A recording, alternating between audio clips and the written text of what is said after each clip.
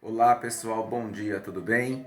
Vamos falar um pouco sobre bioética, os princípios da bioética aplicáveis à violência obstétrica? Bom, como vocês já devem saber, eu acho que sim, a bioética ela tem 4 princípios. A bioética aqui nada mais é que a ética da vida, falando bem sucintamente.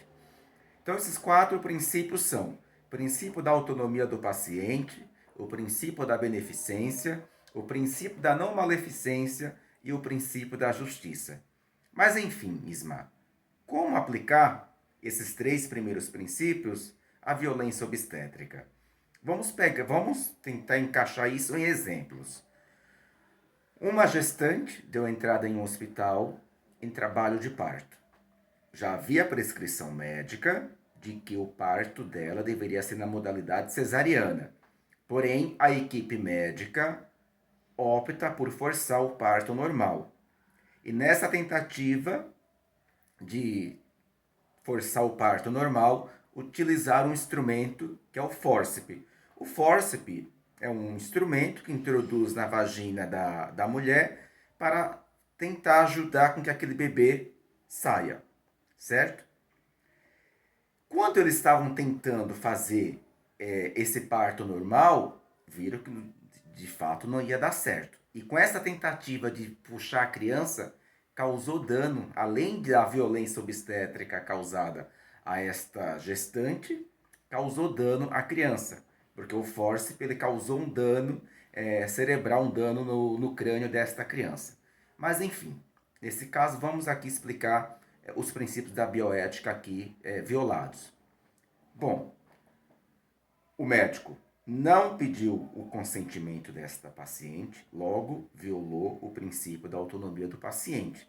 Porque o princípio da autonomia do paciente ele significa que o paciente livremente ele deve consentir, autorizar para que o médico ele possa fazer intervenções, tratamento ao corpo dele ou àquela pessoa. Ou seja, o médico, para que ele pudesse introduzir o fórceps, deveria pedir a autorização expressa daquela paciente. Logo, isso não ocorreu, certo? Então, vocês têm por princípio da autonomia, nada mais é que o paciente ele é autônomo de si, ele é dono de si.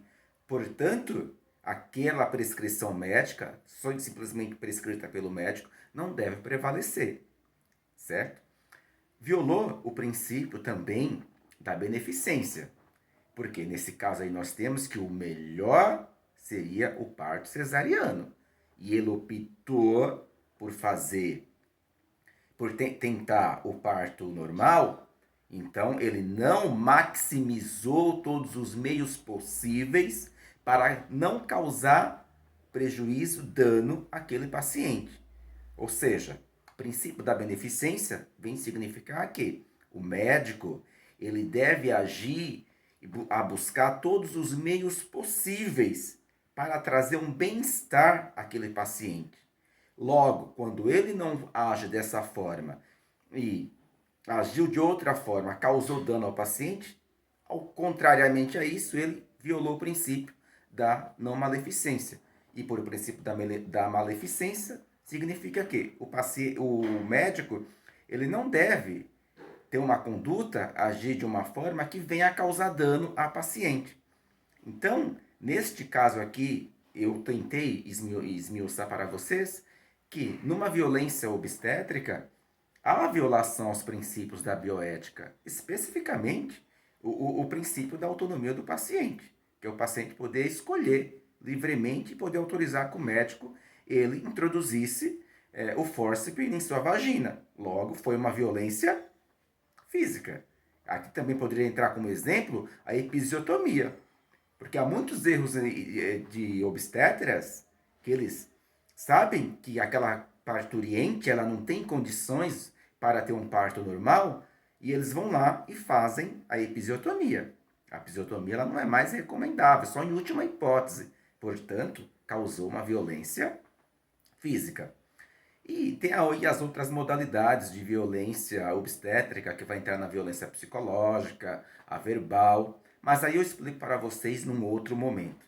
A minha explicação era justamente trazer para vocês os 3 princípios da bioética aplicáveis às questões da violência obstétrica.